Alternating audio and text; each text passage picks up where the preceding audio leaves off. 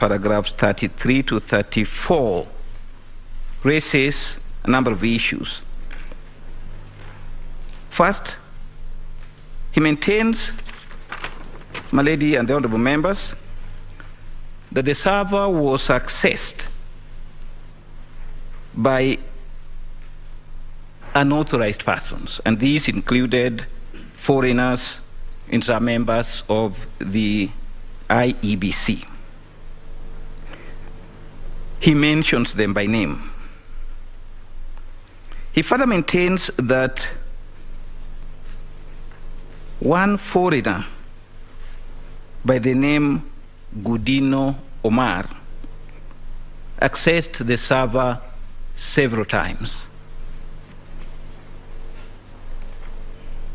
He explains that a number of forms were pulled down and others uploaded. And he also maintains that there was revision of Form 34Bs. My lady and the honorable members, these allegations are contained in his affidavit, and I wish to point out that they have been responded to by IEBC. In their response, the first thing I wish to point out is that there is no denial that the logs that he annexed to his affidavit emanated from IEBC. The only contention being raised is how did he get them?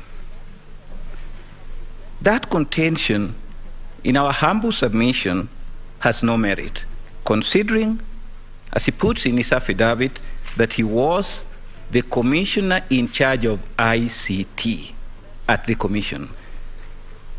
If a commissioner who is in charge of ICT cannot access that kind of information, it is my submission that nobody else in IEBC can access them. The next thing that, and that admission, Madam Chief Justice and the honorable members, is found in the affidavit of Hilda Kavonga. That affidavit is filed by the firm of Iseme Kamau and Maema Advocates and is sworn on 27th of August 2022. And the admission is contained in paragraph 13, Roman 4. Beyond that, Madam Chief Justice and the honorable members, there is also an admission, and this, according to me, is a serious admission. There is an admission that the server was accessed by a foreigner by the name Gudino Omar, as mentioned in the affidavit of Justice Nyang'aya. But I wish to read to the court what he said as concerns this foreigner.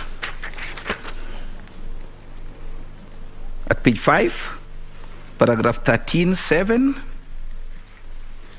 of her affidavit, that is Hilda Kavonga, she says, Gudino Omar is the technical lead for Smartmatic, who provides support on the technology provided by Smartmatic.